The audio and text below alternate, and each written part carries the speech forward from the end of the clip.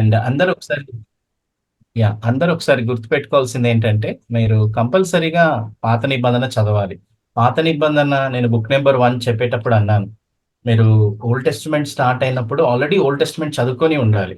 అంటే ఇప్పుడు 50 అధ్యాయాలు పాత నిబంధన ఆదికాండంలో ఒక హాఫ్ అన్ అవర్, 40 మినిట్స్‌లో మీకు కంప్లీట్ అయిపోతది. సో, కాబట్టి మీకు పుస్తకంలో ఏదైతే ఉన్నాయో మెయిన్ పాయింట్స్ అవి చాలా చక్కగా రాసారు. సో, మీరు ఒకటి 50 అధ్యాయాలు చదవాలి, బైబిల్ చదవాలి. ఇంకోటి ఈ మాన్యుయల్ గూడా చదవాలి. ఈ 2 కంపల్సరీ చేయాలి. బైబిల్ అయితే ఎట్టి పరిస్థితిలో మీరు చదవాలి. నేను ఏదైతే ఉన్నాయో మన కోర్స్‌లో మీరు కంపల్సరీ చేయాల్సినయి ఒకసారి పెడతాను గ్రూప్‌లో. కంపల్సరీ మీరు చదవండి. ఓకే. దాని తర్వాత రెండోదేంటంటే ఈ మాన్యుయల్ గూడా చదవాలి. బ్రదర్ ఇప్పుడు టీచ్ చేస్తారు. మళ్ళొకసారి అదేంటి ఆదికాండం, నిర్గమకాండం ఆదికాండం, నిర్గమకాండం చెప్తారు. ఓకే. దాని తర్వాత ఆహ్, ఓకే. మాన్యుయల్ మీరు చదవండి. క్లాసెస్ అటెండ్ అవ్వాలి. ఈ 3 థింగ్స్ చాలా ఇంపార్టెంట్. ఓకే. సో, ఈ 3 థింగ్స్ చేయడం బట్టి మీకేమవుతుంది? క్లియర్‌గా మీకు అర్థమవుతుంది. అండ్ బహుశా కొన్ని సార్లేంటంటే ఇలాంటి బైబిల్ క్లాసెస్‌లో మనం కొన్ని ముందే నేర్చుకున్నవి మనకున్నాయి. సో, వాక్యానుసారంగా మనం కొన్ని నేర్చుకున్నప్పుడు, వాటిని చేంజ్ చేసుకోవడానికి మనం ప్రయత్నం చేయాలి. అదే ఎదుగుదల. అలా చేయకపోతే మాత్రము దాన్ని ఎదుగుదల అనరు. ఓకే. సో, కాబట్టి ఈ విషయాన్ని మీరు బాగా గుర్తుపెట్టుకోండి. మీరు తప్పనిసరిగా కనెక్ట్ అవ్వడము, బైబిల్ చదవడము, మాన్యువల్ రీడింగ్ చేయడం అనేది వెరీ ఇంపార్టెంట్. మోస్ట్‌లీ చాలా మటుకు మాన్యుయల్‌లో ఉన్న విషయాలని ఇంకా క్లియర్‌గా ఎక్స్‌ప్లెయిన్ చేస్తారు క్లాసెస్‌లో. మీకు ఓకే. క్వెషన్స్ ఉంటే, ప్రశ్నలుంటే ఒక బుక్ అయిన తర్వాత మీరు అడగండి. కానీ క్వెషన్స్‌లోనే మనము ఇన్వాల్వ్ అవ్వకండి. ఓకే. సో, కాబట్టి లాస్ట్‌లో మీకు టైమ్ ఇస్తారు టీచర్ గారు. సో, కాబట్టి అప్పుడు యూ క్యాన్ మీరు క్వెషన్స్ అడగొచ్చు. Okay. Right. Okay. Over to okay. Samuel brother.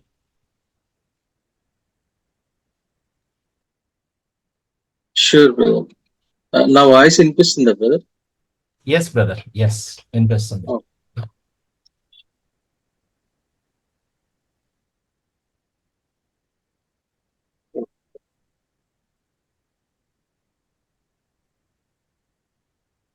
Screen share చేస్తాను.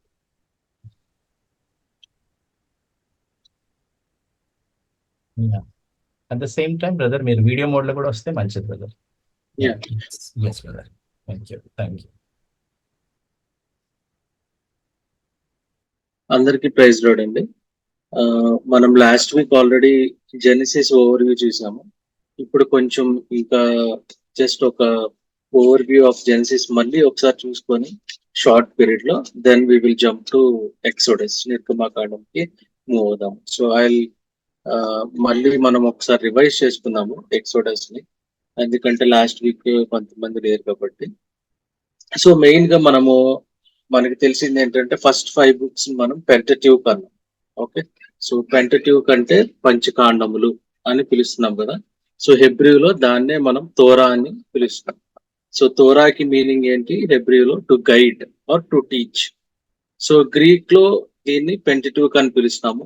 సో దీని మీనింగ్ గ్రీక్ లో ఎందుకు వచ్చింది అంటే 5, పెంటా అంటే 5, ట్యూక్ అంటే స్క్రాల్స్, 5 స్క్రాల్స్. ఈ ఆదికాండము, నిర్గమాకాండము, లేవ్యాకాండము, సంఖ్యాకాండము, ద్వితీయోపదేశ కాండము, ఈ 5 కాండాలను కూడా మనము 5 స్క్రాల్స్ అని పిలుస్తున్నాం అన్నమాట. సో జెనిసిస్ లో మనకి టోటల్ హిస్టరీ ఆఫ్ జెనిసిస్ అనేది ఆల్మోస్ట్ 2000 ఇయర్స్ ప్లస్ ఉంటుంది. అట్లాగే మన ఓల్డ్ టెస్ట్మెంట్ టోటల్ తీసుకుంటే ఆల్మోస్ట్ నియర్ టు 4000 ఇయర్స్. తర్వాత న్యూ టెస్ట్మెంట్ మనకి 100 ఇయర్స్ ఉంటుంది.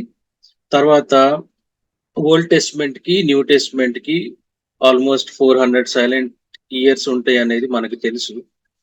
తర్వాత ఈ జెనిసిస్ అనేది చాలా ప్రాముఖ్యమైన పుస్తకంగా మనము చూడాల్సి వస్తుంది. సో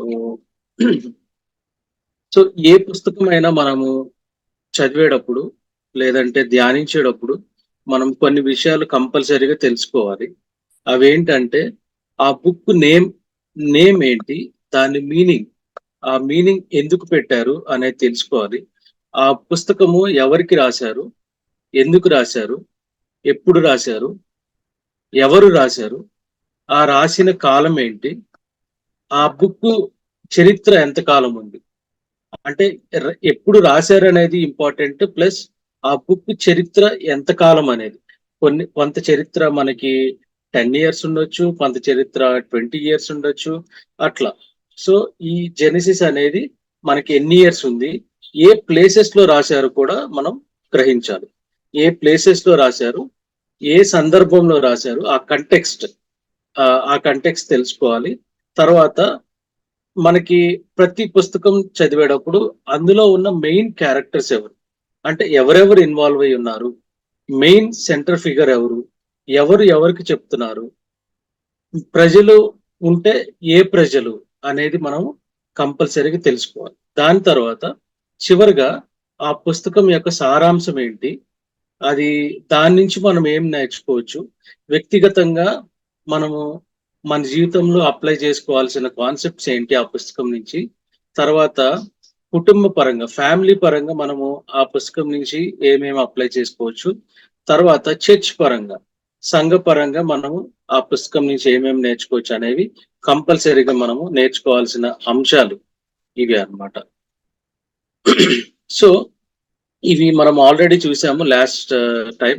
బుక్ నేమ్ వచ్చేసి జెనసిస్, దాని హెబ్రీ నేమ్ వచ్చేసి బెరిషిత్. దాని మీనింగ్ ఏంటంటే ఇన్ ద బిగినింగ్. దాని పేరు ఇన్ ద బిగినింగ్ ఎందుకంటే ప్రతి దానికి ప్రారంభము జెనసిస్, దేనికైనా ప్రారంభం జెనసిస్. పాపానికి కూడా మనము ఎక్కడ స్టార్టింగ్ లో చూస్తాము, జెనసిస్ లోనే చూస్తాము. దేవుని సృష్టి జెనసిస్. అంటే ఈ జెనసిస్ ద్వారా మనకి ఏం తెలుస్తుందంటే ఈ మానవుడు ఎందుకు జన్మించాడు, మానవుడు ఈ భూమి మీద పుట్టడానికి కారణం ఏంటి, దేవుని యొక్క సంకల్పం ఏంటి, దేవుడు నిన్ను ఎందుకు ఏర్పరచుకున్నాడు ఈ భూమి మీద అనే అంశాలకి ప్రతి దానికి కూడా మనకి ఆన్సర్ ఈ జెనసిస్ లో దొరుకుతుంది. ప్రతి దానికి సైన్స్ రిలేట్ చేసుకోవచ్చు, తర్వాత డిఫరెంట్ ప్లేసెస్ కి ప్రూఫ్స్ కానీ ఇవన్నీ మనకి జెనసిస్ లో చూస్తాం అన్నమాట. Beginning of the human race, beginning of a chosen race. Israel ప్రజలు ఎలా వచ్చారు, ఎక్కడి నుంచి వచ్చారు, దేవుడు వాళ్ళనే ఎందుకు నియమించుకున్నాడు, తన వాగ్దానము అబ్రహాంకే ఎందుకు ఇచ్చాడు, వేరే వాళ్ళకి ఇవ్వచ్చు కదా, మోషేకి కానీ, లేకపోతే మోషే ముందే రావచ్చు కదా. సో ఇట్లాంటి వాటి అన్నిటికీ సమాధానం మనకి జెనసిస్ లో దొరుకుతుంది అన్నమాట. దీని తర్వాత మనము క్లుప్తంగా ఒకటి చూసుకున్నాము మొన్న. జెనసిస్ అనేది beginning of the nations, Jewish nation కి బిగినింగ్. ఆల్మోస్ట్ 1400 BC లో మనకి జెనసిస్ రాయబడింది. తర్వాత ఎక్సోడస్ కూడా అంతే. మనకి మెయిన్ 50 చాప్టర్స్ ఉన్నాయి జెనసిస్ లో. దాంట్లో మనము ప్రీవియస్ వీక్ లో చూసుకున్నట్టు 4 key events and 4 key people గా డివైడ్ చేసుకోవచ్చు, 2 భాగాలుగా చేసుకోవచ్చు. ఒక భాగము ఒక 4 key ఈవెంట్స్. ఆ కీ ఈవెంట్స్ ఏంటంటే సృష్టి, తర్వాత మానవుని పతనము, తర్వాత ఫ్లడ్, ప్రళయము, తర్వాత డివిజన్ ఆఫ్ నేషన్స్ అనేవి ఎలా డివైడ్ అయిపోయినాయి అనేది ఈ ఫస్ట్ పార్ట్ లో మనం చూసుకోవచ్చు. సెకండ్ పార్ట్ వచ్చేసరికి మనకి 4 వ్యక్తులు ఇంపార్టెంట్ గా కనిపిస్తారు. వారే అబ్రహాము, ఇస్సాకు, యాకోబు, యోసేపు.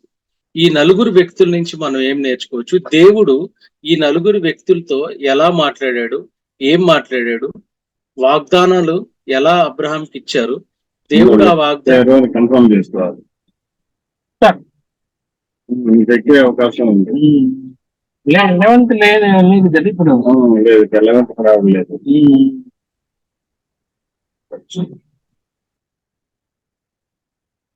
ఓకే, దయచేసి మ్యూట్ లో ఉండండి ఎవరన్నా మాట్లాడకపోతే. Thank you.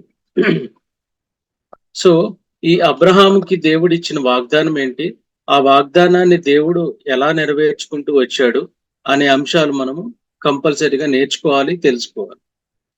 సో ఈ జెనసిస్ చదివిన తర్వాతే మిగతా పుస్తకాలకి మన కనెక్టివిటీ అనేది ఈజీగా అర్థమవుతుంది.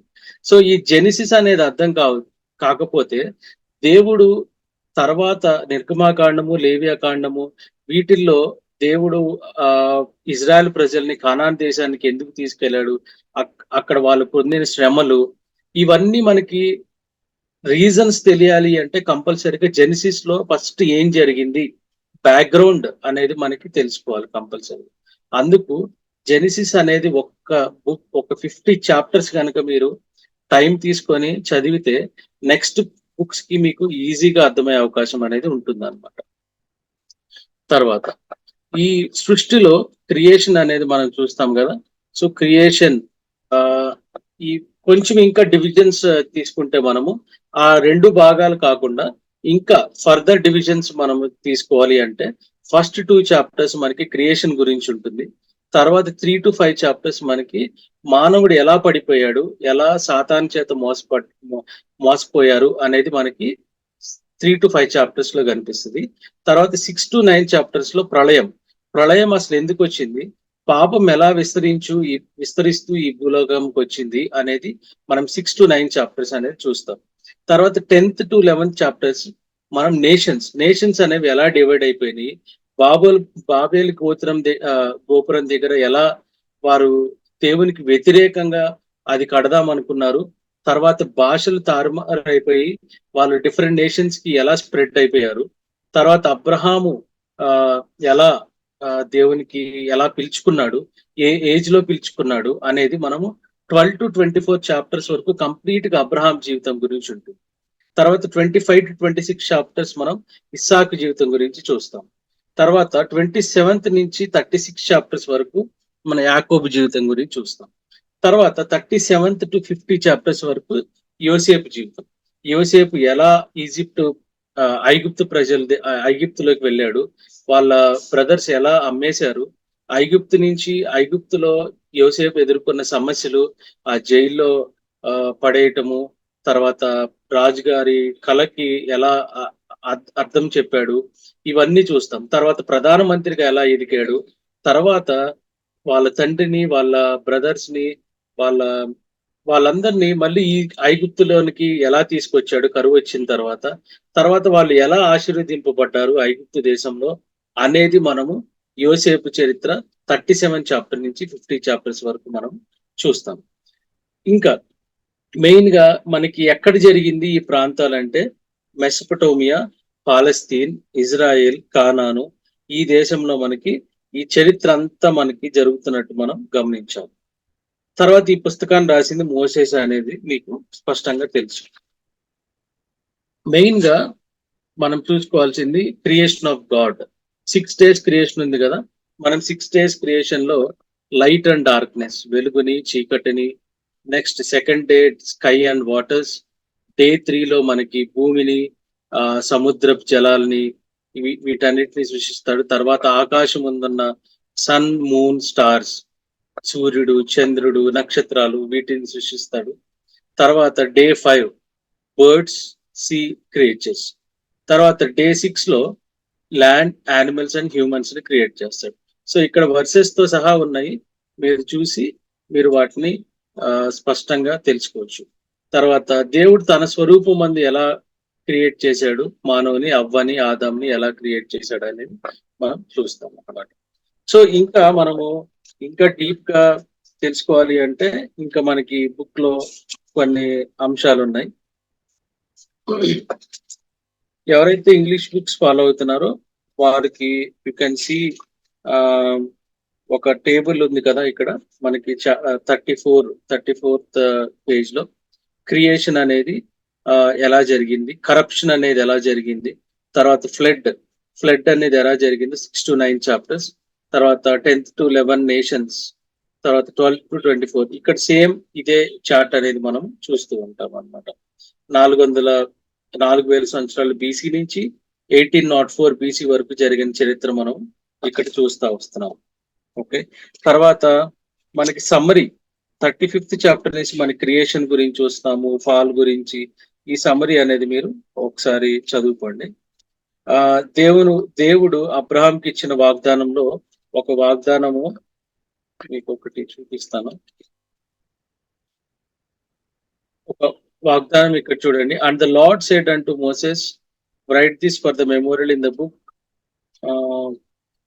కాదండి, ఒక్క నిమిషం.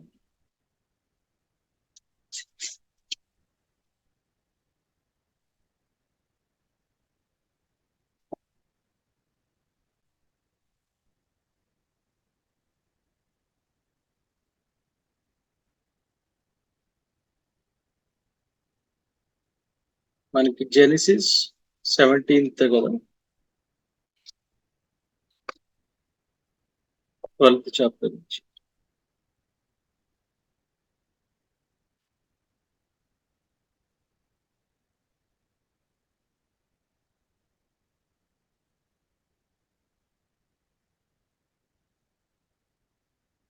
జెనిసిస్ చాప్టర్ 15, 6 చూసుకుంటే ఇక్కడ చూడండి, అబ్రాము దేవుని నమ్మాడు, అబ్రాము యొక్క విశ్వాసాన్ని దేవుడి నీతిగా అంగీకరించాడు అనేది మనం స్పష్టంగా చూస్తాం అన్నమాట.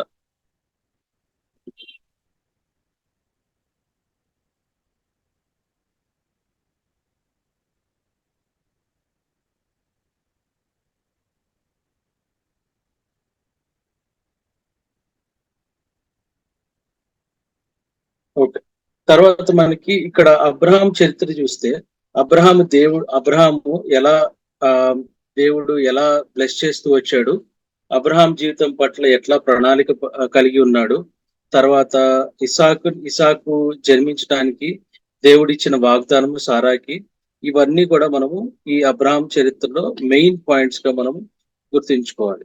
సో ఎప్పుడైతే దేవుడు అబ్రహాంని విశ్వాసంతో దేవుని నమ్మాడో అబ్రహాం పట్ల కార్యం జరిగింది. సో ఈ ఇంపార్టెంట్ పాయింట్స్ అనేవి మనము గమనించాలి. సో ఇక్కడ 15th and 6th చాప్టర్ లో and he believed in the lord and he counted it to him for righteousness. ఇక్కడ మన జెనిసిస్ లో చూస్తే ఒక 2 persons గురించి మనకు నీతిగా ఉన్న వాళ్ళు ఇద్దరు కనిపిస్తారు మనకి మెయిన్ గా జెనిసిస్ లో. ఒకళ్ళు నోవాహు తర్వాత అబ్రహాము. అదే ఇక్కడ మనకి కోట్ చేశారనమాట. తర్వాత గలతియన్స్ 3:10 చాప్టర్స్ లో కూడా మనకి సీడ్ ఆఫ్ అబ్రహాం అనేసి ఒక వర్డ్ యూజ్ చేస్తాడు మనకి. గలతియన్స్ chapter 3 and verse 10.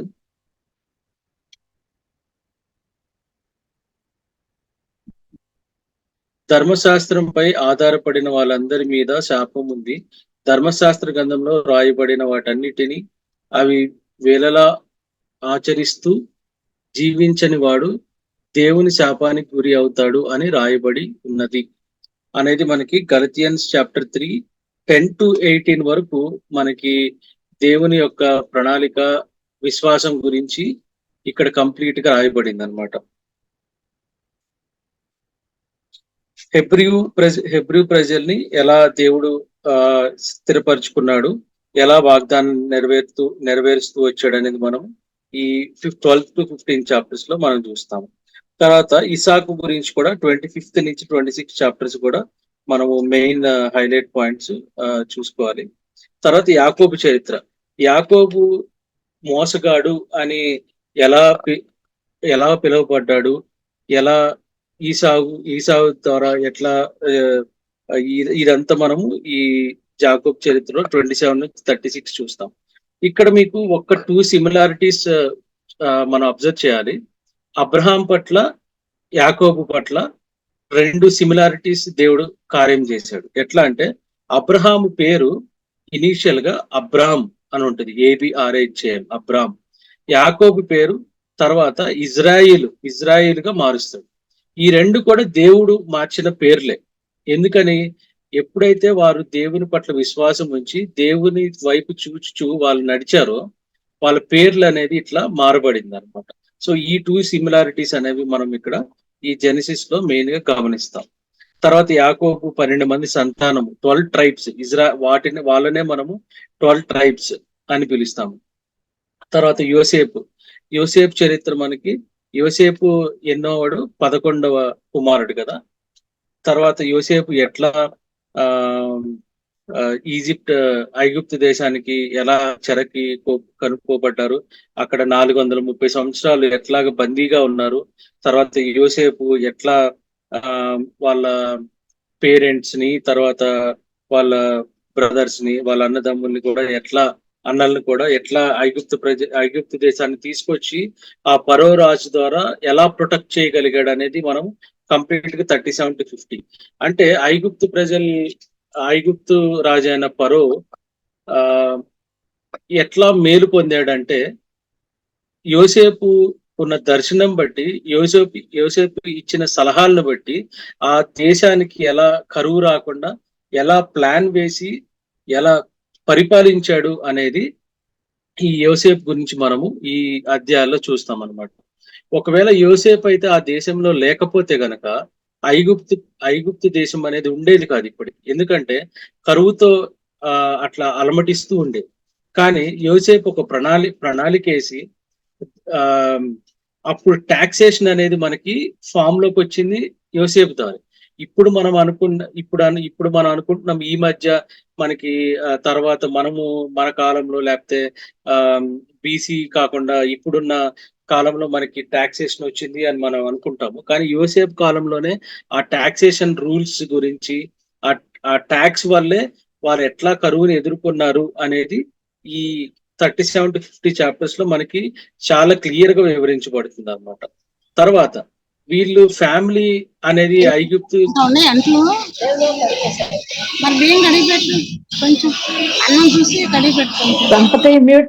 Sampathi mute లో పెట్టుకో.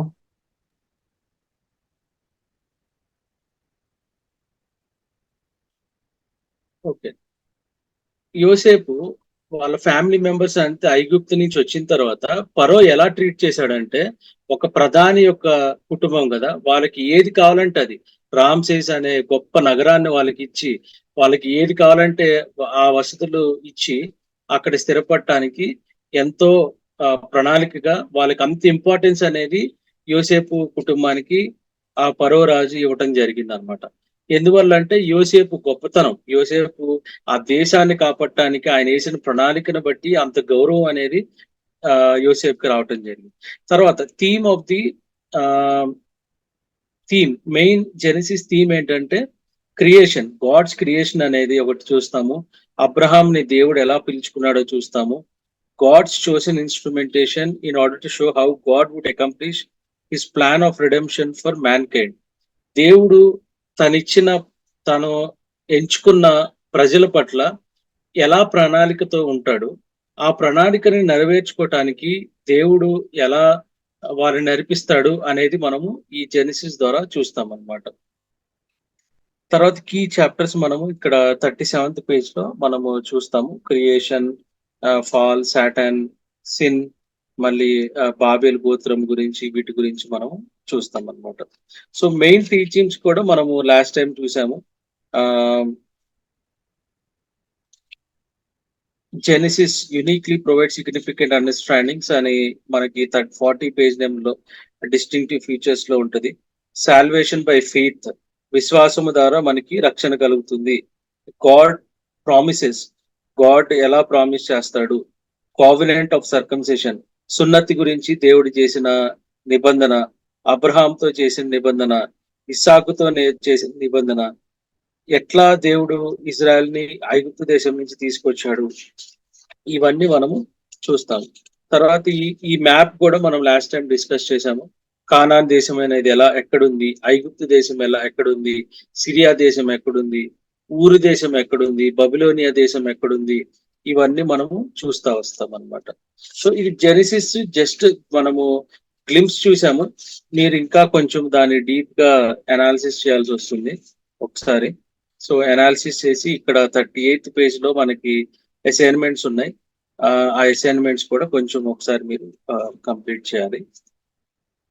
సో దీంతో మనకి జెనసిస్ క్లుప్తంగా, అంటే ఇది లాస్ట్ వీక్ లా కాకుండా కొంచెం జస్ట్ మనం ఓవర్ వ్యూ చూసాము.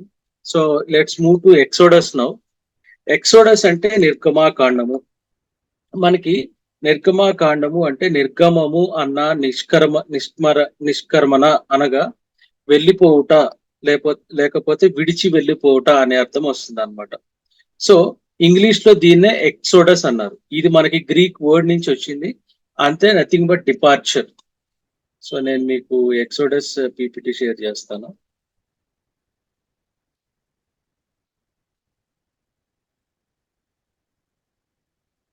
సో ఎక్సోడస్ అంటే మీనింగ్ ఏంటంటే డిపార్చర్ ఆర్ గోయింగ్ అవుట్ అంటారు.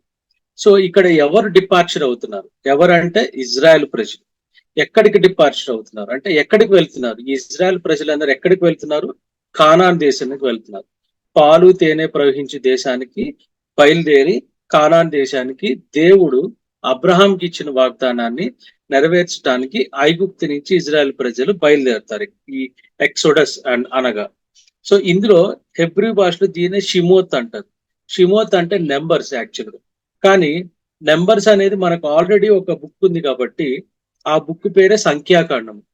కాబట్టి ఈ షెమోత్ అనే పదం దీనికి దానికి కన్ఫ్యూజన్ ఉంటది కాబట్టి మనకి గ్రీక్ లో కానీ, ఇంగ్లీష్ లో కానీ, తెలుగులో కానీ, లాటిన్ లో కానీ మనకి ఎక్సోడస్ అనే పేరు పెట్టడం జరిగింది. దాని మీనింగ్ ఏంటంటే డిపార్చర్ ఆర్ గోయింగ్ అవుట్ అనేది మీనింగ్. సో ఈ బుక్ ఎవరు రాశారు, ఈ పుస్తకం ఎవరు రాశారు అంటే మోషే రాశారు. ఎప్పుడు రాశాడు అంటే 1440 నుంచి 1400 BC కాలంలో ఈ పుస్తకం అనేది రాయటం జరిగింది. సో దీనికి ప్రూఫ్స్ ఏంటంటే మనకి కొన్ని వచనాలు కూడా మనకి ఉన్నాయి. ఎక్సోడస్ లో మీరు చూడొచ్చు, exodus 17th chapter 14th verse. ఇక్కడ చూడండి ఒకసారి. And the Lord said unto Moses, write this for a memorial in a book and rehearse it in the ears of Joshua, for I will utterly put out the remembrance of Amalek and from under heaven. అప్పుడు యెహోవా ఈ యుద్ధాన్ని గురించి వ్రాసించు, ఇక్కడ ఏమి జరిగించినో అది ప్రజలకు జ్ఞాపకం ఉంచుకొనినట్లు ఈ సంగతులన్నీ ఒక గ్రంథంలో రాసి ఉంచు అని యెహోవానే మోషేకి ఎక్స్ప్లెయిన్ చేస్తున్నాడు అనమాట. సో దీన్ని బట్టి మనకి ఏమర్థమవుతుందంటే ఈ గ్రంథం అనేది మోషే భక్తుడే రాశాడు అనేది మనకి స్పష్టంగా తెలుస్తుంది. సో తర్వాత ఇది జాషువా ఎట్లా మళ్ళీ చదివాడు అనేది మళ్ళీ మనం చూస్తే జాషువాలో కూడా మనకి ప్రూఫ్ ఉంది. జాషువా 8th chapter 32 verse చూడండి.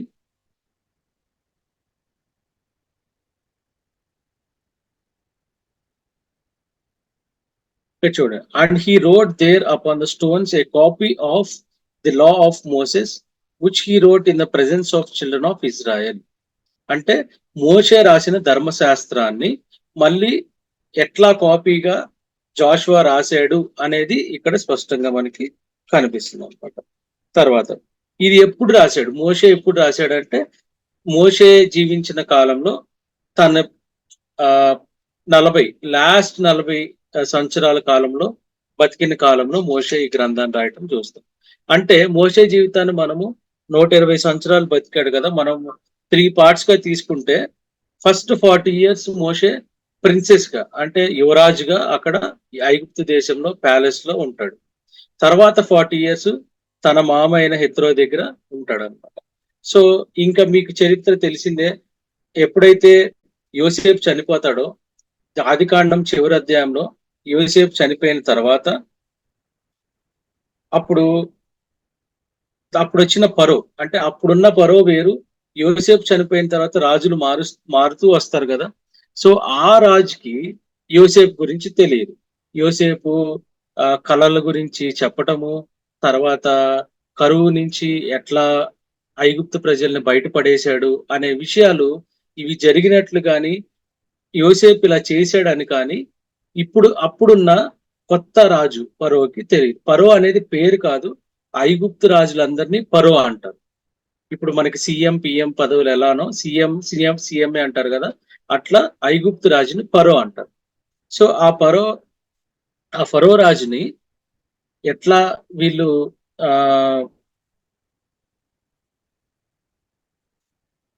ఫరో రాజు ఎట్లా ఈ యోసేపుని మర్చిపోయిన తర్వాత ఈ ఇజ్రాయెల్ ప్రజల్ని ఎలా ట్రీట్ చేస్తాడు అనేదే ఈ ప్రారంభం అన్నమాట. ఎందుకు అంటే ఇప్పుడు యోసేపు చాలా చేశాడు ఐగుప్తు ప్రజలకి, వాళ్ళ ఫ్యామిలీ అంతా. ఇప్పుడు ఆ జనరేషన్స్ అనేవి డెవలప్ అవుతూ వస్తుంది అనమాట. వచ్చారు కదా 12 మంది బ్రదర్స్, వాళ్ళ ఇజ్రాయెల్ ప్రజలందరూ 12 ట్రైబ్స్, గోత్రాలు, 12 గోత్రాలు వచ్చిన తర్వాత వాళ్ళు రామ్సేస్ అనే పట్టణంలో ఉంటారు. తర్వాత వాళ్ళ ఫ్యామిలీస్ అన్ని అభివృద్ధి చెందుతూ వస్తాయి అన్నమాట. వచ్చిన తర్వాత వాళ్ళు అంతే ఉంటారు, ఇంకా ప్రజలు పెరిగిపోతూ వస్తారనమాట. అప్పుడు ఈ ఫరో వీళ్ళందరిని చూసి వీళ్ళు ఎప్పటికైనా మన మీద రెబల్ అవుతారు, వీళ్ళు ఎప్పుడైనా మన మీదకి రివర్స్ అవుతారు అనే ఉద్దేశంతో ఆ ఫరో ఏం చేస్తాడంటే వాళ్ళందరిని బంధకంలో ఉంచేసి బంధకంలో ఉంచేసి హింసించటము, వాళ్ళ చేత వెట్టి చాకిరీ చేపించటము అనేది మనము ఈ ఐగుప్తు దగ్గర మనకి ఇజ్రాయెల్ ప్రజల దగ్గర చూస్తూ వస్తాం అనమాట. సో మోషేని దేవుడు ఎప్పుడు పిలుచుకున్నాడు? 80 years అప్పుడు పిలుచుకున్నాడు. సో ఈ పుస్తకం ఎప్పుడు రాయబడిందంటే మోషే జన్మించిన 80 సంవత్సరం నుంచి 120 సంవత్సరాల కాలంలో మోషే ఈ పుస్తకాన్ని అనేది రాస్తాడు అనమాట. యోసేపు జీవించిన కాలం ఎంత అంటే 110 సంవత్సరాలు. సో ఈ జెనిసిస్ అంటే ఆది కాండం 50వ అధ్యాయం 26వ వచనం వచ్చేసరికి యోసేపు చనిపోతాడు. యోసేపు చనిపోయిన తర్వాత మామూలుగా యోసేపు జీవించిన కాలం అనేది 110 సంవత్సరాలు. సో యోసేపు తర్వాత మోషే పుడతాడు. మోషేకి పుట్టడానికి మధ్యలో గ్యాప్ ఎంత అంటే ఆల్మోస్ట్ 300 years ఉంటుంది. ఆల్మోస్ట్ 300 to 340 years అనుకోవాలి. ఎందుకు అంటే యోసేపు 110 సంవత్సరాలు బతుకుతాడు. యోసేపు ఐగుప్తు దేశానికి వెళ్ళే టైంకి యోసేపు ఎంత ఏజ్ ఉంటది? 17 years కదా. సో 17 years తర్వాత యోసేపు ఐగుప్తులో జీవించిన కాలం 90 సంవత్సరాలు. తర్వాత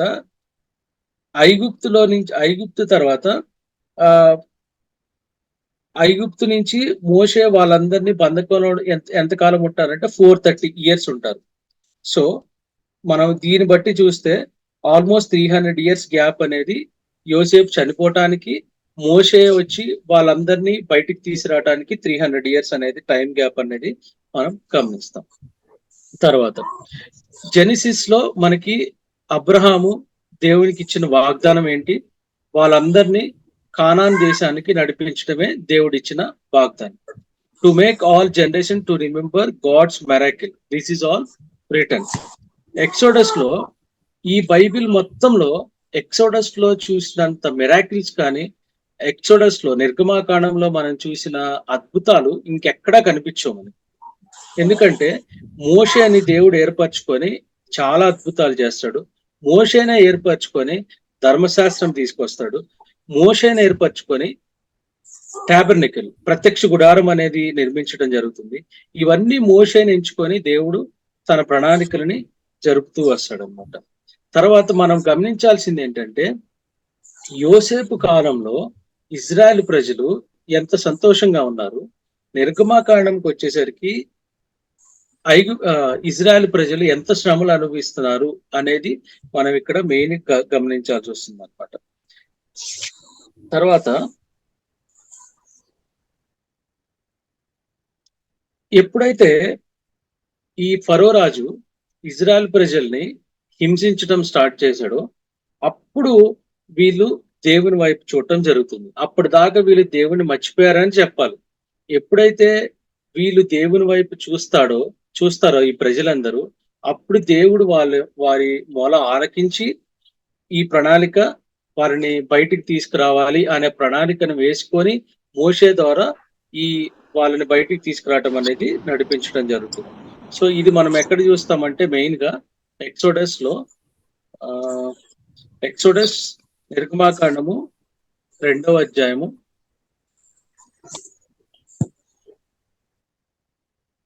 నిర్గమాకాండము 2వ అధ్యాయము 23వ వచనం చూడండి ఒకసారి.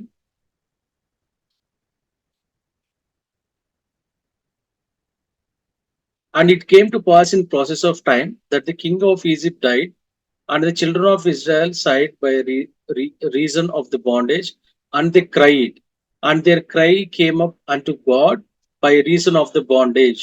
వీళ్ళు ఎందుకు ఏడుస్తున్నారు? దేవుని వైపు చూసి వాళ్ళు బంధకాల్లో ఉన్నప్పుడు ఏడుస్తారు. అంటే మన వ్యక్తిగత జీవితంలో కూడా మనం ఇంతే, మనం ఇజ్రాయెల్ ప్రజల్లానే ఉంటాము. ఎట్లా అంటే మనకి ఎప్పుడైతే శ్రమలు వచ్చినాయో, ఎప్పుడైతే మన కష్టాలు వచ్చినాయో అప్పుడే మనం దేవుని వైపు చూసే ప్రజల్లాగా మనం ఉంటాం. అప్పుడు దేవుని ప్రణాళిక కూడా అదే. కొన్నిసార్లు కష్టాలు 2 రకాలుగా వస్తాయి. ఒకటి, మనం దేవుని మర్చిపోయి దేవుని వైపు చూడకుండా ఉన్నప్పుడు అప్పుడు మనకి శ్రమలు వస్తాయి. ఇంకోటి దేవుడే మనకి శ్రమలు కలిగించి దేవుని వైపు తిప్పుకోవటానికి కూడా శ్రమలు వస్తాయి. ఈ రెండిటి ద్వారా మనకు జరిగేది ఏంటంటే దేవుని వైపు చూడటం, దేవునికి మొరపెట్టుకోవటమే జరుగుతుంది. సో దేవుడి ప్రణాళికలోనే ఇదొక పార్ట్. వాళ్ళు దేవుని వైపు చూడాలి అనేదే దేవుని ప్రణాళిక. దేవుడు వాళ్ళతో సహవాసం చేయాలి అనేదే దేవుని ప్రణాళిక. వీరు దేవుణ్ణి మొరపెట్టుకోకపోతే దేవుడు వినేవాడు కాదు. దేవుడు వాళ్ళని ఐగుప్తులో నుంచి ఆ బంధకం నుంచి విడిపించేవాడు కాదు. వీళ్ళు మొరపెట్టుకోబట్టే ఈ మోషే ద్వారా విడుదల అనేది మనకి చూస్తాం. ఈ నిర్గమాకాండంలోనే మనము మొట్టమొదటిగా pass over, the celebration of pass over, పస్కా పండుగ అనేది మనం చూస్తాం అన్నమాట. ముఖ్యంగా ఇందులో మనకి 40 చాప్టర్స్ ఉన్నాయి ఎక్సోడస్ లో. ఫస్ట్ 11 చాప్టర్స్ మనము ఎలా డివైడ్ చేసుకోవచ్చు అంటే, ఫస్ట్ 11 చాప్టర్స్ మనం బాండేజ్ అని అంటాము, అంటే బంధకం. తర్వాత 12th to 18 చాప్టర్స్ మనం రిడెంప్షన్, అంటే ఎట్లా దేవుడు విడిపించాడు అనేది చూస్తాము. అందులో పస్కా పండుగ చూస్తాము, వాళ్ళు డిపార్చర్ అవ్వటం చూస్తాము, తర్వాత ఎర్ర సముద్రాన్ని దాటడం చూస్తాము, తర్వాత cloud and the pillar of fire, ఎట్లా ఆ అగ్ని ఎలా వాళ్ళని నడిపించిందో అది చూస్తాము. తర్వాత మన్నా చూస్తాము. ఇదంతా మనము చూస్తూ వస్తాం అనమాట. తర్వాత 19 to 40 ఈ విభాగంలో ఏం చూస్తామంటే రెవల్యూషన్, గాడ్ అనే తనని ఎలా ప్రత్యక్షపరుచుకున్నాడు, ఇజ్రాయెల్ యొక్క నిబంధన ఎలా నెరవేరబడింది, తర్వాత ధర్మశాస్త్రము, తర్వాత సబ్బాతు దినం అనేది ఎలా పాటించాలి, 10 ఆజ్ఞలు, సివిల్ లా, ప్రత్యక్ష గుడారము, ఇవన్నీ మనము చూస్తాం అనమాట. సో ఎవరు ఇంపార్టెంట్ క్యారెక్టర్స్ ఈ నిర్గమాకాండం మొత్తంలో ఇంపార్టెంట్ క్యారెక్టర్స్ ఎవరు అంటే మనకు తెలిసిందే. కొన్ని పేర్లు మనం ఈజీగా చెప్పొచ్చు. ఎవరు? మోషే, తర్వాత అహరోను, తర్వాత జిపోరా, తర్వాత మిరియాం, తర్వాత జెత్రో, తన మామయ్య జెత్రో. ఎందుకంటే తన మామ ఒకనొక పాయింట్ లో ఇట్లా లీడర్షిప్ ని స్ప్లిట్ చేసి వారి సమస్యను తీర్చడానికి ఒక ఐడియా ఇస్తాడు కదా. సో అది దేవుని పట్ల ఆయనకున్న ప్రణాళిక ఎట్లా నెరవేరబడింది. ఎందుకంటే మోషే చాలా సమస్యలు ఎదుర్కొన్నాడు కదా, వాళ్ళ సమస్యలు తీర్చడానికి కానీ ఇవన్నీ చాలా ఇబ్బందులు అయ్యాయి. కాబట్టి ఈ డివిజన్ ఆఫ్ లీడర్షిప్ అనేది ఇక్కడే మనకి నిర్గమాకాండంలో ఫామ్ అవటమే చూస్తాం అన్నమాట. తర్వాత మెయిన్ గా మనము చూసుకోవాల్సింది ఏంటంటే ఇజ్రాయెల్ ప్రజల్ని ఐగుప్తు నుంచి బయటికి తీసుకురావటం అనేది ఒక విభాగం అయితే, మోషే ద్వారా ధర్మశాస్త్రాన్ని అరణ్య ప్రదేశంలో ఎట్లా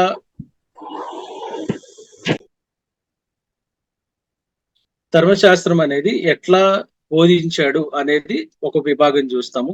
ఇంకో విభాగంలో దేవుడు మోషేకి ప్రత్యక్ష గుడారాన్ని ఎలా నిర్మించాలి, దాని కొలతలతో సహా ఏముండాలి, ఎలా ఉండాలి, ఆవరణం ఎలా ఉండాలి, పరిశుద్ధ స్థలం ఎలా ఉండాలి, అతి పరిశుద్ధ స్థలం ఎలా ఉండాలి, ఇవన్నీ అందులో ఏమేం పెట్టాలి, ఇవన్నీ కూడా దేవుడు ఎట్లా చెప్తే అట్లా మోషే డిజైన్ చేయటం అనేది మనం 25th చాప్టర్ నుంచి 40 చాప్టర్స్ వరకు చూస్తాం.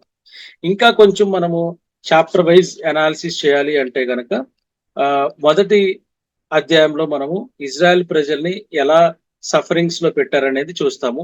తర్వాత 2వ అధ్యాయం నుంచి 4వ అధ్యాయం వరకు మనకి మోషే యొక్క జన్మ, తర్వాత మోషేని దేవుడు ఎలా ఏర్పరచుకున్నాడు అనేది చూస్తాము.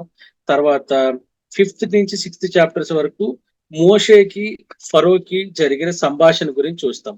ఎప్పుడైతే దేవుడు మోషే ఆ బర్నింగ్ బుష్ ఉంది కదా, మండుచున్న అగ్ని పొదల నుంచి ఎట్లా దేవుడు మాట్లాడాడో, ఎలా ఫరోకి మాట్లాడు, నువ్వు వెళ్ళి ఇలా చెప్పు అలా చెప్పు అని ఎలా కొన్ని సైన్స్ చూపించాడో, ఆ కాన్వర్జేషన్ ని మనం ఫరోతో మోషే ఎలా జరిపాడు అనేది చూస్తాం. తర్వాత అహరోన్ కూడా మోషేతో ఉండటము, ఆ ట్రాన్స్లేషన్ కానీ లేకపోతే తనకున్న ఇబ్బంది రిఫరెన్స్ గా ఎట్లా ఉన్నాడు అనేది మనము ఈ 3rd and 5th and 6th chapters చూస్తాం. తర్వాత 7th చాప్టర్ లో ఒకానొక టైంలో ఎప్పుడైతే ఫరో పంపించను అని ఎట్లా అయితే వీళ్ళ మధ్య బార్గెనింగ్ జరిగిందో, ఒకానొక పాయింట్ లో మోషేకి కోపం వచ్చేసి రెబల్ అయిపోతాడు ఫరో ఫరో దగ్గర, మేము వెళ్ళిపోతాము, నువ్వేం చేసుకుంటే చేసుకో అట్లా అని చెప్పేసి. తర్వాత ఎప్పుడైతే ఫరో పంపించడో అప్పుడు దేవుని ఉగ్రత అనేది ఐగుప్తు ప్రజల మీద వస్తుంది. ఎట్లా వస్తుంది? 10 తెగుళ్ళు అనేది దేవుడు తీసుకొస్తాడు అన్నమాట. ఆ 10 తెగుళ్ళు మనము చూడొచ్చు. ఆ 10 తెగుల్లో కూడా దేవుడు ఎట్లా ఫరో హృదయాన్ని కఠినంగా, అంటే ఎప్పుడన్నా మనకి కరోనా లాంటి వైరస్ వస్తేనే మన జీవితం ఏంటి, మన పరిస్థితి ఏంటి అనేది మనం తెలుసుకోగలిగాం కదా. అంటే మన పశ్చాత్తాపపడి ఎంతో మంది దేవుని ప్రజల వైపు తిరిగారు కదా. కానీ ఇక్కడ మీరు అబ్జర్వ్ చేస్తే ఇన్ని తెగుళ్ళు వచ్చినా కూడా ఫరో అనేది ఇంకా కఠినంగా, హృదయం అనేది కఠినంగా వస్తూనే ఉంది, కఠినపరుస్తూనే ఉన్నాడు దేవుడు. కఠినంగానే ఉన్నాడు అనమాట. పంపించును అంటూనే ఉన్నాడు. అది మనం ఇక్కడ మెయిన్ గా పాయింట్, మనం గుర్తించుకోవాల్సిన పాయింట్. తర్వాత 13th to 8th చాప్టర్స్ లో మనకి ఎట్లా ఇజ్రాయెల్ ప్రజలు బార్డర్ వరకు వెళ్తారు, అరణ్య ప్రదేశంలోకి బార్డర్ వరకు వెళ్తారు.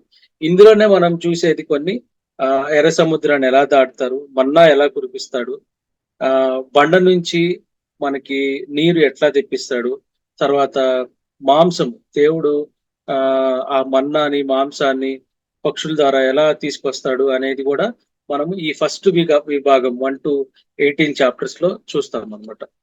తర్వాత విభాగంలో సెకండ్ పార్ట్ లో మోషే ధర్మశాస్త్రం, దేవుడు పిలిచి ధర్మశాస్త్రాన్ని వివరిస్తే మోషే రాస్తాడు. ఆ ధర్మశాస్త్రాన్ని చూస్తాము. తర్వాత ఇందులోనే 10 ఆజ్ఞలు మనకి 20 నుంచి 23 అధ్యాయం వరకు మనకి 10 ఆజ్ఞలు వస్తాయి. తర్వాత ఈ 10 ఆజ్ఞల్ని మోషే ఒక 70 మంది లీడర్స్ ని ఏర్పరచుకొని ఎలా ఎక్స్ప్లెయిన్ చేస్తాడు వాళ్ళకి అనేది 24వ అధ్యాయంలో మనం చూస్తాం అన్నమాట. తర్వాత 3వ విభాగంలో మనకి ప్రత్యక్ష గుడారం గురించి ఎలా నిర్మించాడు, దేవుడు ఎలా ఎక్స్ప్లెయిన్ చేశాడు అనేది మనం చూస్తాం. సో ఎప్పుడైతే దేవుడు ఈ ప్రత్యక్ష గుడారం గురించి చెప్పటానికి వెళ్తాడో అప్పుడు దిగి సీనాయి పర్వతం దేవుడు దగ్గరికి వెళ్తాడు. అప్పుడు ఈ ఇజ్రాయెల్ ప్రజలు ఏం చేస్తారంటే వెక్స్ అయిపోయి మాకు ఒక దేవుడు కావాలి అని చెప్పినప్పుడు అహరోన్ ఏం చేస్తాడంటే తను నిరాశ కోల్పోయి అక్కడ దూడని బంగారంతో దూడని తయారు చేసి దాన్నే వర్షిప్ చేయమని చెప్తాడు. అది మోషే కిందకి దిగుతూ వస్తుంటే పెద్ద పెద్ద సౌండ్స్ వినిపిస్తా ఉంటాయి. ఏంటా అని వచ్చి చూస్తే అక్కడ వాళ్ళు బంగారపు దూడని పెట్టుకొని వాళ్ళు దాన్ని వర్షిప్ చేస్తా ఉంటారు అనమాట. దేవుడు మోషేకి ఇచ్చిన ఆజ్ఞే 10 కమాండ్మెంట్స్ లో there is no other God, only idolatry worship అనేది, విగ్రహారణ అనేది ఉండకూడదు అనేది ఉంది కదా. చూడండి ఇక్కడ మనకి there shall have no other gods before me అనేది ఒక ఫస్ట్ కమాండ్ లో మనం చూస్తాం అనమాట. సో ఈ ఆజ్ఞనే వాళ్ళు అతిక్రమిస్తారు. దీనికి మోషే కోపం వచ్చి ఆ పలకల్ని పగలగొట్టేయటము, తర్వాత మళ్ళీ దేవుడు మోషేతో ఆ పలకల్ని తయారు చేసుకుంటారా, తర్వాత నేను చెప్తానని చెప్పటము, తర్వాత మళ్ళీ ఎక్స్ప్లెయిన్ చేయటము, మళ్ళీ ఆ పలకల్ని రాసుకొని రావటం అనేది మనము చూస్తాం. తర్వాత 35 నుంచి 39 చాప్టర్స్ వరకు మనకి ప్రత్యక్ష గుడారం అనేది ఎలా నిర్మించబడింది అనేది మనం క్లియర్ గా చూస్తాం అనమాట. తర్వాత 40th చాప్టర్ లో వర్షిపింగ్ గాడ్, ఎట్లా వర్షిప్ చేయాలి, గాడ్స్ ప్రెజెన్స్ అంటే ప్రత్యక్ష గుడారం నిర్మించిన తర్వాత దేవుని ప్రత్యక్షత ప్రత్యక్ష గుడారం వైపు ఎలా, దేవుని మహిమ అనేది ఎలా వచ్చింది అనేది మనం 40 లాస్ట్ చాప్టర్ లో చూస్తాం. సో ఇంకోటి, సో ఇది ఒక డివిజన్స్, 3 డివిజన్స్ గా మనం చూసుకున్నాం. మొట్టమొదటిది ఎలా వాళ్ళు ఇజ్రాయెల్ ప్రజలు ఐగుప్తు నుంచి అరణ్య ప్రదేశంలో వరకు, అంటే బార్డర్ క్రాస్ చేయటం వరకు ఎలా జరిగింది అనేది చూస్తాము. తర్వాత ధర్మశాస్త్రం గురించి చూస్తాము. తర్వాత ప్రత్యక్ష గుడారం గురించి, అక్కడ జరిగిన సంఘటనల గురించి మనం చూస్తాము. తర్వాత మెయిన్ గా ఇక్కడ తెలుసుకోవాల్సిన ధర్మశాస్త్రం అనేది మనకి 3 parts గా డివైడ్ అయిపోయింది. ఒకటి మోరల్ లా అంటే నైతిక చట్టం, సెకండ్ది సెరిమోనియల్ లా అంటే సంఘ ఆచరణ లేకపోతే సంఘ చట్టం, తర్వాత సివిల్ లా సివిల్ లా అంటే పౌర చట్టం అనేది మనం చూస్తాం. సో ఈ నైతిక చట్టంలో మనం చూస్తామంటే ఏం చేయాలి, ఏం చేయకూడదు, what to do, what not to do అనేది చూస్తాము. దాంట్లోనే మనము 10 ఆజ్ఞలు కూడా చూస్తాం. దీన్నే మనం మోరల్ లాస్ అంటాం. తర్వాత సెరిమోనియల్ లాస్ లో మనము సంఘం అనేది ఎట్లా బిహేవ్ చేయాలి, దేవుణ్ణి ఆరాధన చేయటానికి నియమాలు ఏంటి, ఆ యాజకత్వ ధర్మం ఏంటి, how to perform on festivals, పండగ దినాలు, పస్కా పండగప్పుడు ఏం చేయాలి, ఏ పండగప్పుడు ఏం చేయాలి, సబ్బాత్ దినమందు ఏం చేయాలి, ఎలా దేవుణ్ణి ఆరాధించాలి, ఎలా పరిశుద్ధంగా ఉండాలి అనేది కంప్లీట్ గా మనం ఈ సంఘ ఆచరణ అంటే సెరిమోనియల్ లాలో చూస్తాం. తర్వాత సివిల్ లా అంటే పౌర చట్టం, అంటే ఈ చట్టాలని గవర్నమెంట్ ఫామ్ చేస్తుంది అనమాట. ఈ గవర్నమెంట్ డిసైడ్ చేస్తుంది కొన్ని చట్టాలని. అందులో నుంచి వచ్చినాయే కొన్ని సెట్ ఆఫ్ రూల్స్, ఆ దేవుడు నిర్ణయించినవే కానీ గవర్నమెంట్ అనేది మనకి ఇస్తుంది. ఏం రూల్స్ అవి, ఏ పాపం చేస్తే ఏ శిక్ష ఉంటుంది అనేది set of rules for Israel if they do mistake. ఏ పాపానికి ఏ శిక్ష, ఎలా బిహేవ్ చేయాలి, ఎలా ఉండాలి అనేది మనకున్న లాస్ లాగే. ఇంకా చెప్పాలంటే మనకి ఏదైతే మన ప్రభుత్వం మన మీద కొన్ని చట్టాలు ఉన్నాయో ఆ చట్టాలని మనం సివిల్ లా అని అంటాం. సో అది మనకి మెయిన్ గా చూసుకోవాల్సిన అంశాలు. తర్వాత ఇందులో మనకి 10 ప్లాగ్స్ చూసాం కదా. ఫస్ట్ ది బ్లడ్, తర్వాత ఫ్రాగ్స్, తర్వాత లైస్, తర్వాత ఫ్లైస్, తర్వాత డిసీజ్ ఆన్ లైఫ్ స్టాక్, తర్వాత అన్హీలబుల్ బాయిల్స్, తర్వాత హెయిల్స్ అండ్ ఫైర్, తర్వాత లోకస్, తర్వాత డార్క్నెస్, తర్వాత డెత్ ఆఫ్ ఫస్ట్ బోర్న్. అంటే ఈ లాస్ట్ తెగుళ్ళు వచ్చే వరకు కూడా వారికి అర్థం కాలేదు ఐగుప్తు ప్రజల్ని ఎలా దేవుడు నిర్మూలన చేశాడు అనేది మనకి తెలుస్తుంది అనమాట. ఎట్లా ఐగుప్తు ప్రజల్ని శిక్షించి ఇజ్రాయెల్ ప్రజల్ని ఎలా కాపాడుకున్నాడు ఈ పస్కా పండుగ ద్వారా అనేది మనము ఈ తెగుల్లో మనకి లాస్ట్ 10th ప్లాగ్ లో మనం చూస్తాం. ఇంకా కొన్ని మెరాకిల్స్ కూడా మనము ఈ గ్రంథంలో చూస్తాము. ఎట్లా ఎర్ర సముద్రం అనేది డివైడ్ అయిపోయింది, ఎట్లా దేవుడు ఎట్లా నడిపించాడు. మీరు కొంచెం అబ్జర్వ్ చేస్తే pillar of fire and cloud అన్నారు, అంటే అగ్నియే ఒక పిల్లర్ లాగా ఉంది అని చెప్తున్నాడు. అంటే మనం ఏదో సాధారణంగా ఆలోచిస్తాం కానీ ఏదో అగ్ని ఇట్లా వచ్చిందని, కానీ అది విజువలైజేషన్ కి మీరు దేవుడి యొక్క పవర్ ని మీరు చూస్తే గనక కొన్ని లక్షల మంది జనాలు చూడాలి అంటే ఒక ఫైర్ అనేది ఎలా పిల్లర్ అనేది ఫామ్ అవుతుంది అనేది మీరు ఊహించుకోవాలి. యాక్చువల్ గా అది దేవుడు చేసిన అద్భుత కార్యంలో ఒక అద్భుత కార్యం. తర్వాత సముద్రం అనేది ఎలా డివైడ్ అయ్యి వాళ్ళు క్రాస్ అవుతారు, తర్వాత ఈజిప్టియన్స్ అనే వాళ్ళు ఎలా డ్రోన్ అవుతారు అనేది చూస్తాం. సో మనకి జస్ట్ రిప్రజెంటేషన్ ఎక్సోడస్ 14:21 చాప్టర్ లో మనకి ఎర్ర సముద్రం దాటడం అనేది చూస్తాము. తర్వాత వాళ్ళు దాటిన వెంటనే ఎట్లా ఫరో యొక్క సర్వ సైన్యం కూడా ఎట్లా కప్పివేయబడింది అనేది కూడా మనము 14వ అధ్యాయము 27-28లో మనం చూస్తాం. సో ఈ 2 వర్స్ మనం చూద్దాం ఒకసారి. 14th chapter 21 verse, Exodus 14th chapter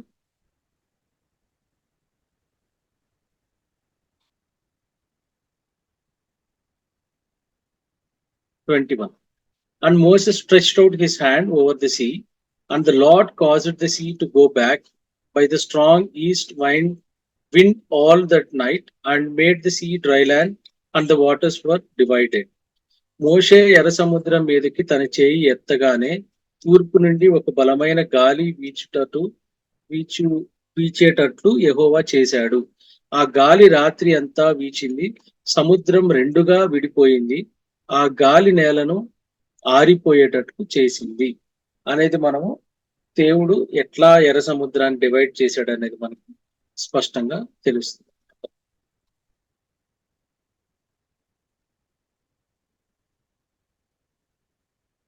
తర్వాత ఇంకోటి మనం చూస్తే గనక ఇంకో అధ్యాయం ఏముంది, 14, 27, 28. 27, 28లో కూడా మనం చూస్తే ఇక్కడ చూడండి, నీళ్లు వేగంగా ప్రవహించి ఆ రథాలను రౌతులను వారి వెనక సముద్రంలోకి వచ్చిన ఫరో సైన్యం మొత్తాన్ని ముంచివేశాయి అనేది మనం చూస్తాం. And the waters return and covered the chariots and the horsemen and all the host of Pharaoh that came in to the sea after them అనేది మనకి ఈ పిక్చర్ రిప్రజెంటేషన్ లో మనం క్లియర్ గా చూస్తాం అనమాట. సో దేవుడు అద్భుతాల్లో ఇదొక అద్భుతం అన్నమాట. తర్వాత మన్నా అనేది ఎలా కురిపించాడు అనేది కూడా మనం చూస్తాం. మన్నా ఎక్సోడస్ 16th చాప్టర్ 31st లో, exodus 16th chapter 13th verse లో దేవుడు వారి ఆకలిని ఎలా తీర్చాడు అనేది కూడా మనం స్పష్టంగా చూస్తాం. దేవుడు ఎట్లా వారు మోషేని విసికించినప్పటికీ కూడా తన వాళ్ళ అవసరాలను ఎలా తీరుస్తూ వచ్చాడు అనేది కూడా మనము ఈ నిర్గమాకాండంలో మనం చూస్తాము.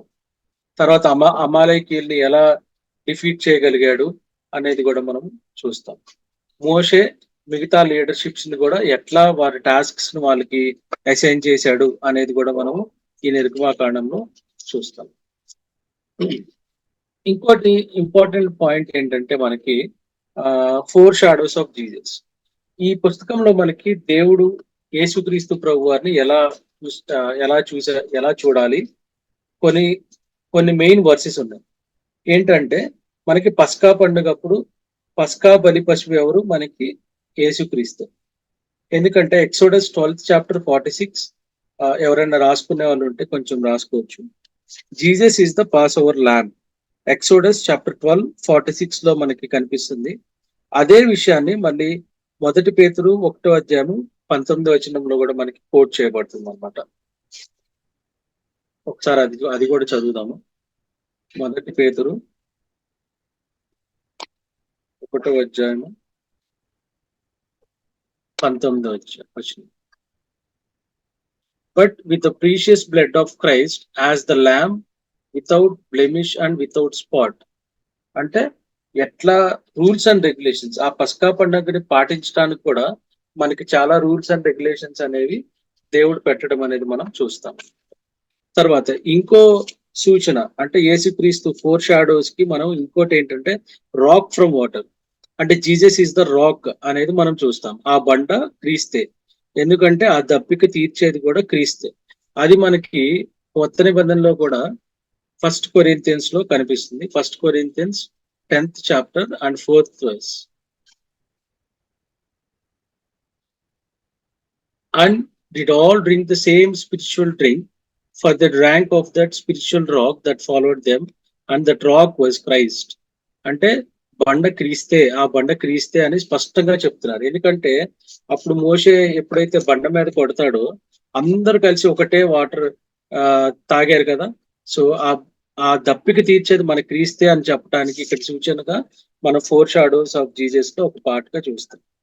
మన్నా కూడా, మన్నా జీవాహారము ఎట్లా అనేది దేవుడు ఎలా వారికి వాళ్ళ ఆకలిని తీరుస్తూ వచ్చాడో మనకి ఇక్కడ స్పష్టంగా చూస్తాం. అదే విషయాన్ని మనకి న్యూ టెస్ట్మెంట్ లో కూడా జాన్ చాప్టర్ లో మనకి చూస్తాం. బుక్ ఆఫ్ జాన్స్ లో 6th చాప్టర్ 49th verse లో మనకి ఇక్కడ స్పష్టంగా తెలుస్తుంది. 49 to 51.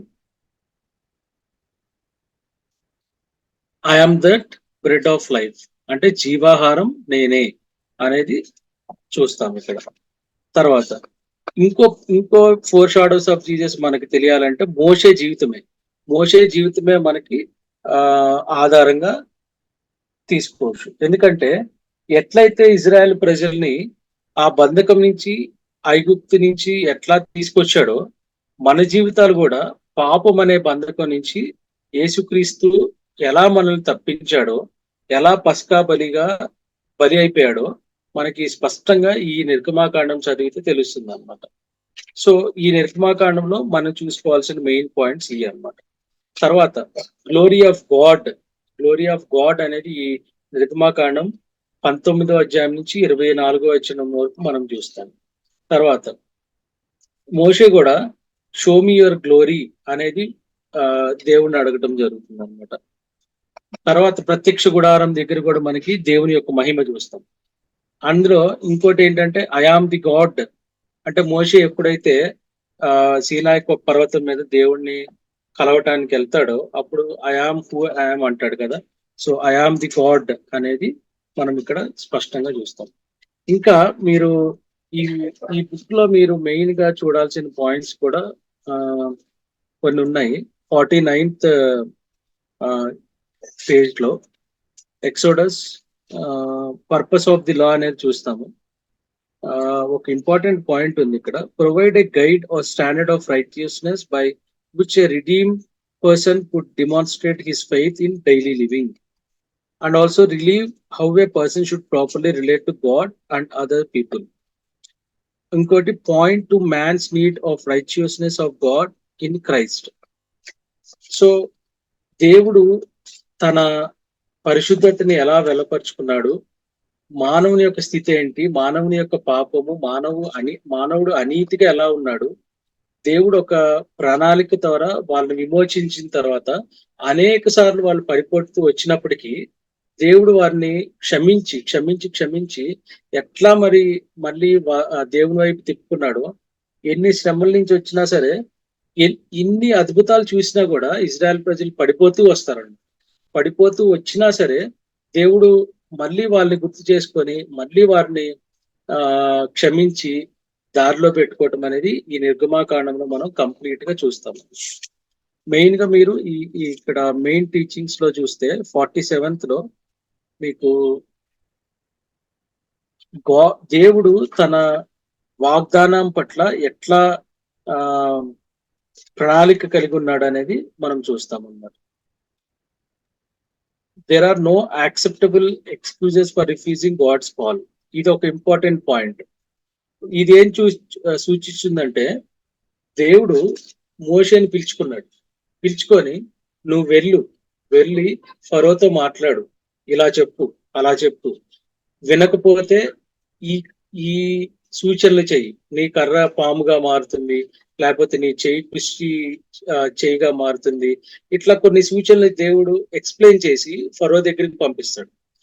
అనేక సార్లు నా మాట వినడేమో, నా మాట నాకు భయంగా ఉంది, నాకు మాట్లాడటమే సరిగా రాదు, ఇట్లాంటి ఎక్స్క్యూజెస్ అనేవి దేవుడి దగ్గర మోషే ఇవ్వటం జరుగుతుంది. సో ఇక్కడ మనం గుర్తించుకోవాల్సింది ఏంటంటే ఆ ప్లేస్ లో మోషే ఉన్నా సరే మనం ఉన్నా సరే దేవుడు ఒక ఆజ్ఞ ఇచ్చాడు అంటే ఖచ్చితంగా మనం పాటించాల్సిందే అనేది ఈ నిర్గమాకాండం ద్వారా మనం నేర్చుకోవాల్సి. తర్వాత రెస్పాన్సిబిలిటీ. దేవుడిచ్చిన రెస్పాన్సిబిలిటీ, దేవుడిచ్చిన టాస్క్ ని మనం నెరవేర్చాల్సిందే అనేది కూడా మనము ఈ నిర్గమాకాండంలో నేర్చుకుంటాం. ఇంకో ఇంపార్టెంట్ పాయింట్ ఏంటంటే దేవుడు ఎప్పటికప్పుడు ఇజ్రాయెల్ ప్రజలు ఆకలితో ఉన్నప్పుడు వారి ఆకలిని తీరుస్తూ వచ్చాడు కదా. దేవుడు మన పట్ల కూడా వారి పట్ల ఎట్లయితే దేవుడు అనుదినం ఆహారం ఇచ్చి ఎట్లా వారి దప్పికని గాని ఆకలిని గాని ఎలా తీర్చాడో మన జీవితం పట్ల కూడా దేవుడు అదే క్యారెక్టర్ తో ఉన్నాడు. God's character is not changed even in old testament or new testament. He is same for ever. అది మనం ఈ నిర్గమాకాండం ద్వారా నేర్చుకుంటాం. ఇంకోటి, God's laws are holy and mean to be obeyed. దేవుని ధర్మశాస్త్రము పవిత్రమైనది, అవి మనం పాటించాల్సిన బద్దులమై ఉన్నాము అనేది ఈ నిర్గమాకాండం మనకి స్పష్టంగా నేర్పిస్తుంది. ఇంకోటి, God hates adultery and must judge sin. దేవుడికి విగ్రహారణ అనేది నచ్చదు, దాని ద్వారా వచ్చే జడ్జ్మెంట్ చాలా భయంకరంగా ఉంటుంది అనేది మనం గుర్తించాలి అనేది నిర్గమాకాండం మనకి నేర్పుతుంది. ఇంకోటి ఇంపార్టెంట్ లాస్ట్ పాయింట్ ఏంటంటే God desires to dwell among and relate to his people. దేవుడు ఎప్పుడు కూడా మనతో ఉండాలి, మనలో ఉండాలి, మనతో సహవాసం చేయాలి అనేది దేవుడి ప్రణాళికగా, దేవుని ఉద్దేశంగా మనము ఈ నిర్గమాకాండంలో చూస్తాం. మనం ఎప్పుడైతే దేవుడుతో సహవాసం చేయడానికి రెడీగా ఉన్నామో గాడ్ ఈజ్ ఆల్వేస్ రెడీ. మనం ఎప్పుడైతే దూరంగా వస్తూ ఉంటామో దేవుడికి, మనం కూడా దూరం అయిపోతూ ఉంటాము. తర్వాత దేవుని ఉగ్రతకు లోనై ఉంటాము. తర్వాత మళ్ళీ దేవుడిని మనము ఆ పరిస్థితిలో మళ్ళీ దేవుడి దగ్గరికి వచ్చి బతిలాడుకుంటూ ఉంటాం. సో ఇది రొటీన్ ప్రాసెస్ గా ఉంటుంది. అలా కాకుండా మా వాక్యాన్ని మనము హృదయంలో ఉంచుకొని వాక్యపు వెలుగులో నడుచుకొని దేవుని పట్ల మన పట్ల దేవుని ప్రణాళిక ఏంటి అనేది గుర్తుంచుకొని దాన్ని ఎక్సర్సైజ్ చేస్తూ డే టు డే లైఫ్ లో ఎప్పుడైతే మనం జీవిస్తామో దేవుని ప్రణాళిక మన పట్ల నెరవేరబడుతుంది.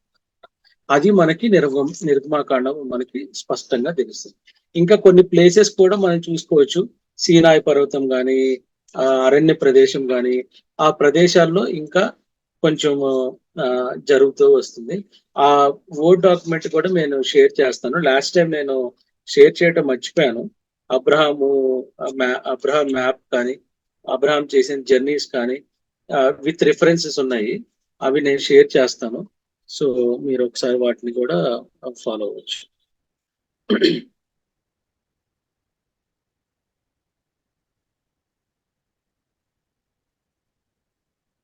ఓకే, ఇంకోటి మీకు ఇంపార్టెంట్ గా చూపిస్తాను. ఒకటి ఆల్మోస్ట్ అయిపోయింది, ఒక 1 minute. సో దేవుడు ఇజ్రాయెల్ ప్రజల్ని ఐగుప్తు నుంచి కానాన్ దేశం వరకు నడిపించాడు కదా. ఇది చూడండి ఒకసారి. మనకి గూగుల్ మ్యాప్స్ ఉంటుంది కదా, గూగుల్ మ్యాప్స్ లో ఇంకోటి చూపిస్తాను.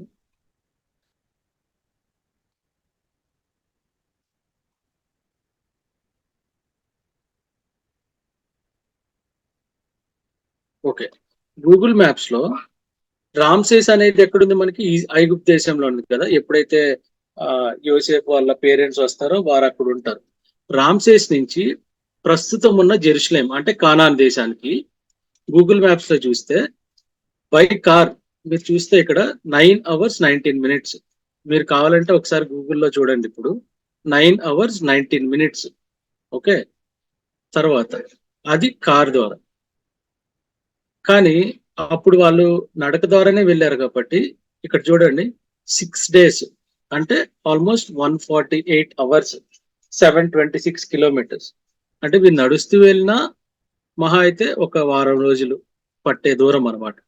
కానీ దేవుడు తిప్పి తిప్పి అక్కడే తిరుగుతూ 40 సంవత్సరాల పైన వారు ఎందుకు అలా దేవుడు చేశాడు అని మనం ఆలోచిస్తే గనక సంథింగ్ దేవుడు వారు అట్లా నడవబట్టే మనకి ఈ గ్రంథం వచ్చింది.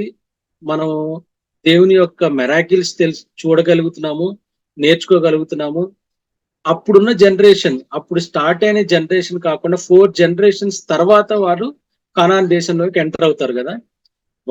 మనము ఒక్కటే.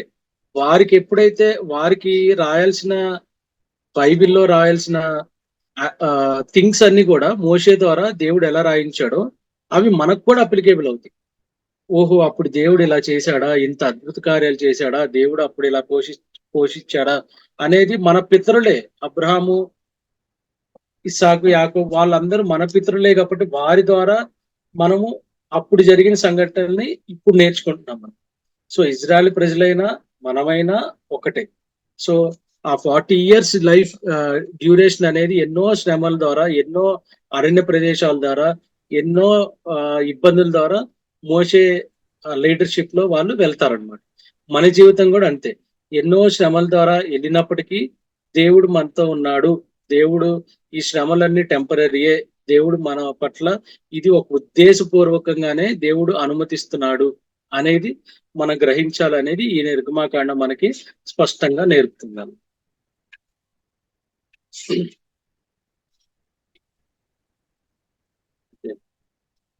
ఇంతటితో మనకి నిర్గమాకాండము కంప్లీట్ అయిపోయింది. మనకి నెక్స్ట్ వీక్ వచ్చేసి మనము కుదిరితే మనము 2 books చూసుకుందాము. లేవియాకాండము, సంఖ్యాకాండము 2 చూసుకుందాము. ఎందుకంటే ఆల్మోస్ట్ లేవియాకాండము, సంఖ్యాకాండంలో కూడా, లేవియాకాండంలో మనకి ఆల్మోస్ట్ రూల్స్ ఉంటాయి వర్షిప్ చేయడానికి, బలులు ఇవ్వటానికి, వాటికి. నెంబర్స్ లో కూడా మనకి ఆల్మోస్ట్ ఇజ్రాయెల్ జనాంగాన్ని లెక్క పెట్టడము, తర్వాత కొన్ని పరీక్షలు వాళ్ళు ఎదుర్కోవటము, అవన్నీ చూస్తాము. సో సింపుల్ గానే ఉంటుంది కాబట్టి మనము 2 books చూసుకొని మనము నెక్స్ట్ వీక్ కలుద్దాం. మరి ఓకే అండి, ఎవరైనా ప్రేయర్ చేస్తారండి?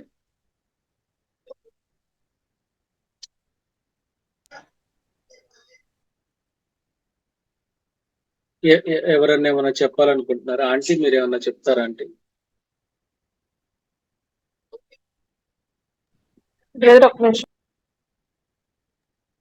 హలో హలో చెప్పండి బ్రదర్. ఆంటీ ప్రేయర్ చేస్తారా ఆంటీ? అయిపోయింది క్లాస్. ఇంకెవరైనా ఉంటే మీరు ఎవరికన్నా ఇవ్వండి బ్రదర్. మేరీ రాణి గారు సిస్టర్ గారండి, ప్రేయర్ అండి. Closing prayer. ఓకే అండి. ఆన్లైన్ లో ఉన్న అందరికీ వందనాలండి. ఈ సమయం ఇచ్చిన దేవాదేవునికి వందనాలు.